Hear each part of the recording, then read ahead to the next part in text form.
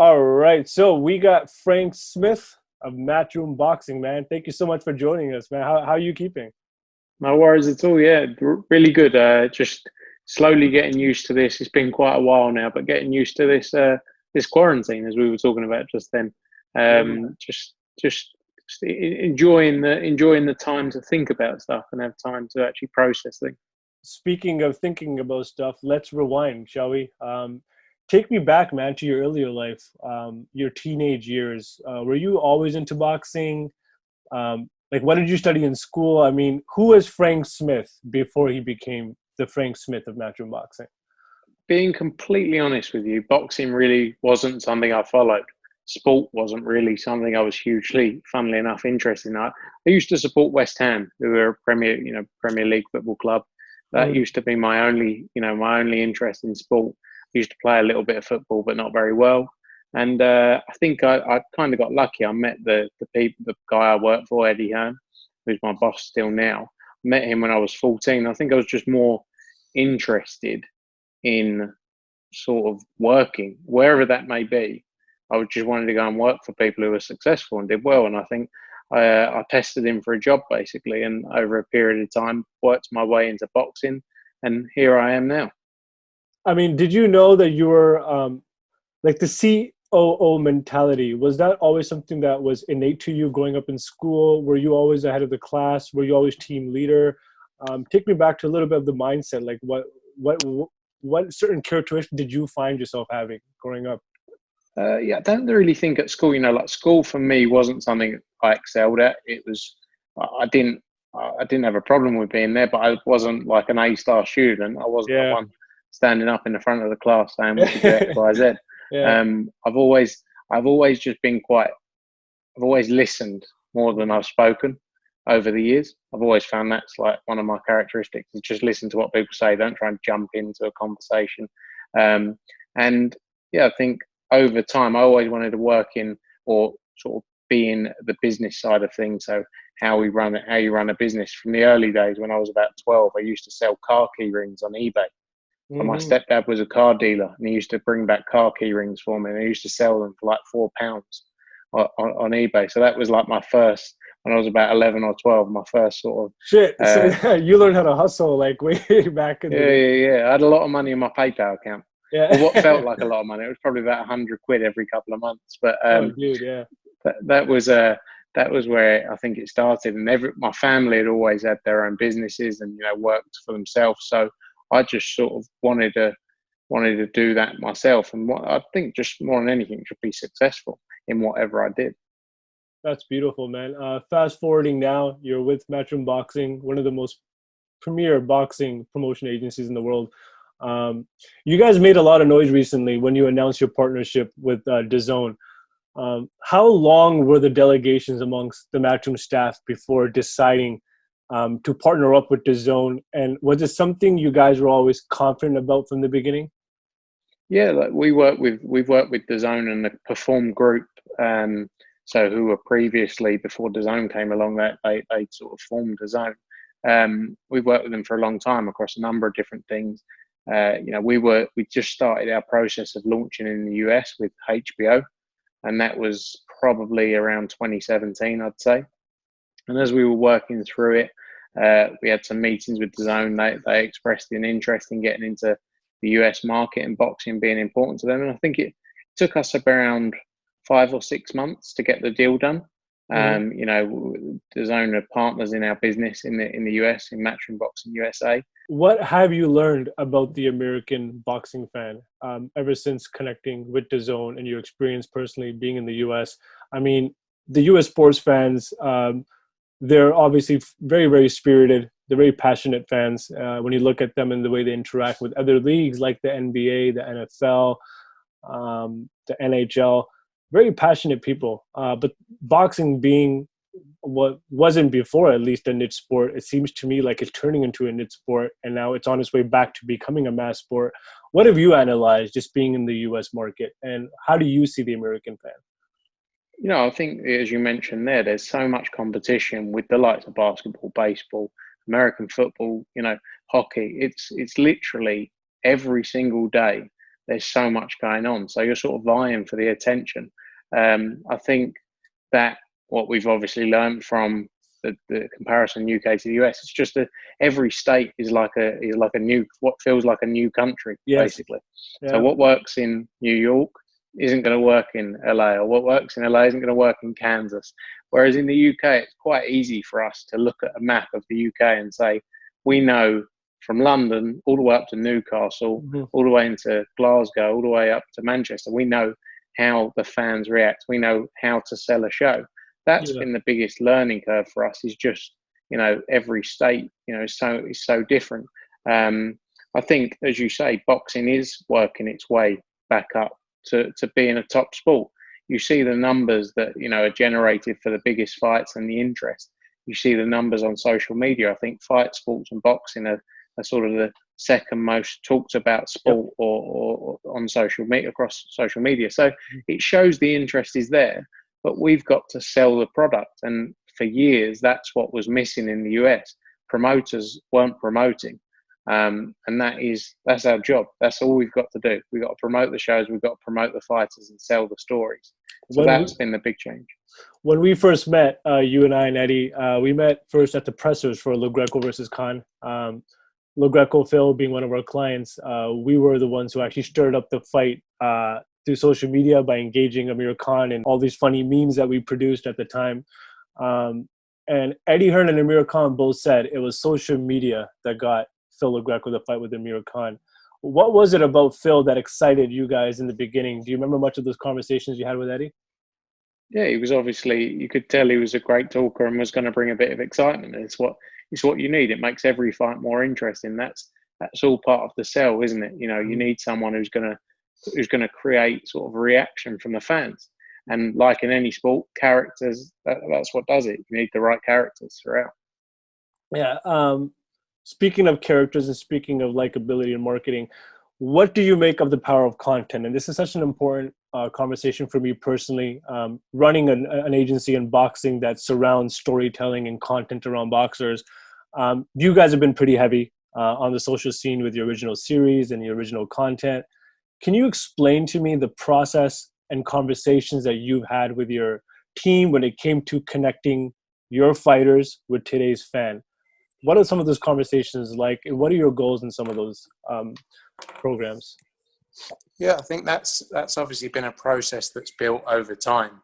We've invested very heavily into our content teams and our digital teams over the years, and it obviously goes back to that point of selling the story and telling the story of these people. Fighters, boxers have the best stories out there. They're so easy to tell because the lives they've had, a lot of them, and that is our job, is to put that out there so the fans can see what they've been through. Even recently during this quarantine period, it's something we focus very heavily on, creating new series from Peleo Mundo, which is our Spanish-speaking show. You've got Talk the Talk with Eddie Hearn and Tony Bellew, one of our former fighters. You got The Prospects, which follows our younger fighters coming through. So I think the focus for us as a team has just been, we've got to sell the stories of these people.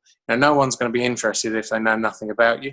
And that focus has got to be from day one all the way through. Yeah. I think boxing traditionally has always been something where you announce a fight and you have a 10-week period where you build up to a fight. A fighter then goes away for 10 weeks. You don't hear from them. It's got to be that 365-day sell and building up of these stars. Totally agree. I think outside of fight week and outside of fight night, there is zero promotion going on, especially in the States. And I think you guys are changing that very slowly. And you're also making a mark in the industry, I think, by almost leading the way in terms of how content should be done by a promotional agency. I mean, obviously there's agencies like ours and many others in professional sports across America who guide an athlete's career through content and storytelling. But in boxing, it was always missing. And for me, I've always thought that, when is there going to come a time where promoters are going to start taking storytelling more seriously? Because you have the likes of Bob Arum, for example, who are very outspoken about seats not being filled inside stadiums. And I think they're just very disconnected with today's fan. You know what I mean? I don't think they understand how today's fan is consuming market marketability content as they used to. Like growing up, I think, and it's not just Top Rank, it goes to like every promotional company in the States in boxing who relied so much heavy on TV and radio and print that they still think that that's working. And I just wanted to know your thoughts on that change in dynamic with the fan that was once a boxing fan to what they are now. Yeah, for sure. I think, that was always something we saw, that promoters would, they'd get a rights fee from a broadcaster, and it'd be their sole job would just be to make the event happen. Mm-hmm. Actually bringing in fans and bringing in a fan base and filling out arenas was kind of irrelevant. It was always a product just made for TV. And now we have to change that, and we have to make it something that people want to be at. And they want to be, you need to create an environment and an atmosphere that people don't want to miss. You tune into one of our shows, Sweet Caroline's going off in the UK or in the US. Recently we had Mikey Garcia against Jesse Vargas, had over 10,000 people there. Yeah. And you just have to create venues and atmospheres that people want to be at. It's very easy to turn on an example. In the UK, we used to do shows in small venues, 700 people in like small sports halls. Mm-hmm. No one's interested in turning over the channel and going, well, that looks interesting, with no atmosphere. The first thing you look at is what's going on in the background. And that's been a big thing for us to build up. I think, as you say, that the marketing campaigns, they have to change. They have to follow with the time. And we're lucky, with Eddie Hearn, my boss.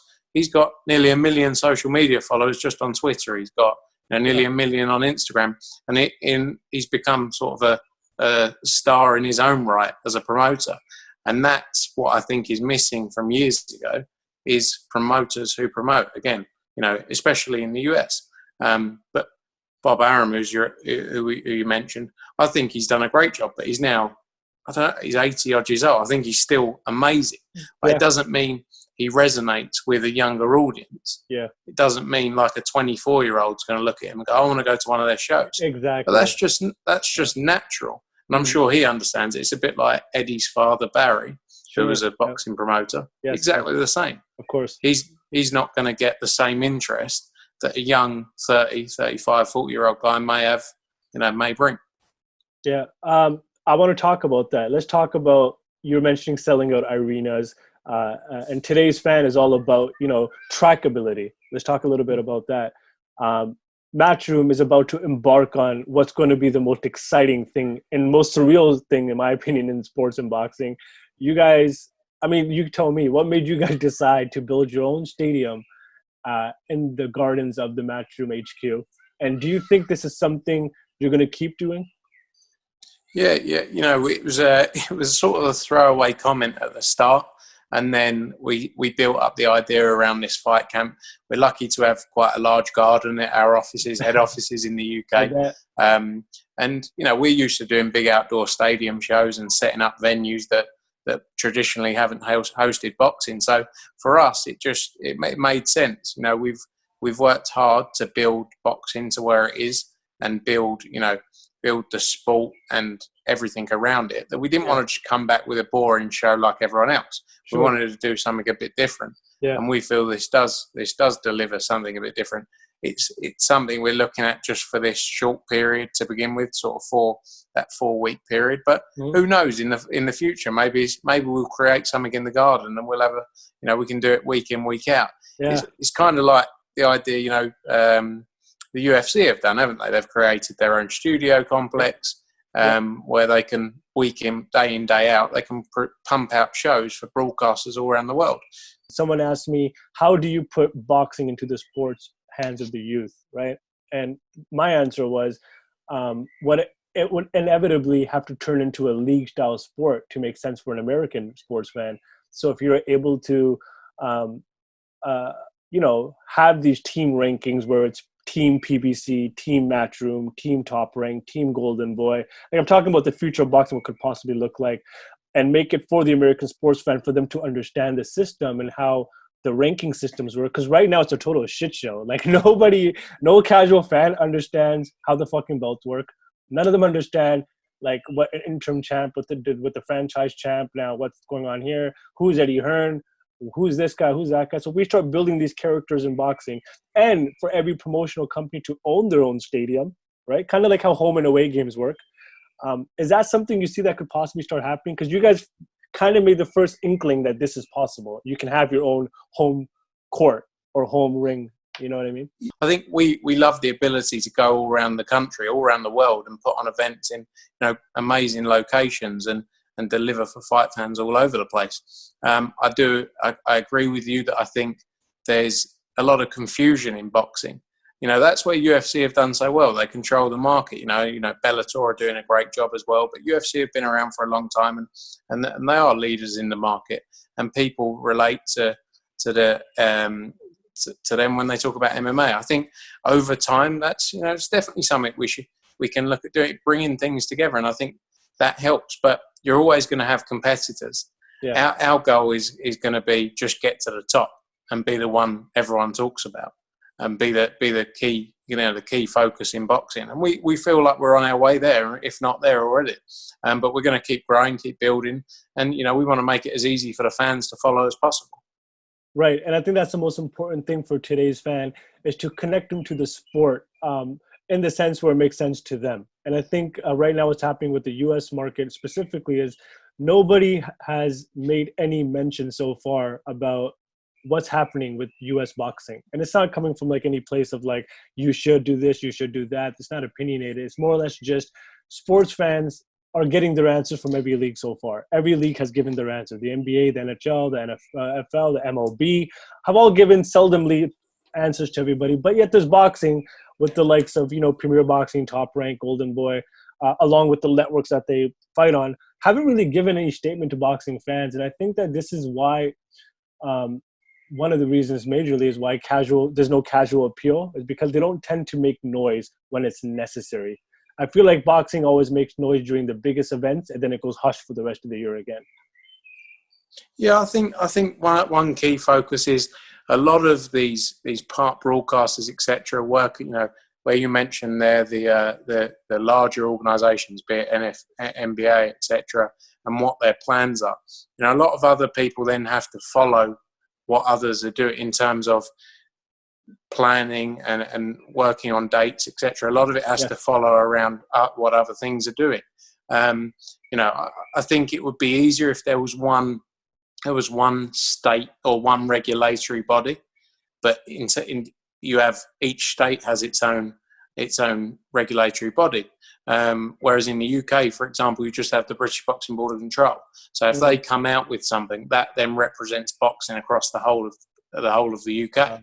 In the US, you need each state to come out and say, right, Las Vegas, we approve boxing and fight sports on this day. We approve, so that's where I think it's slightly different as well.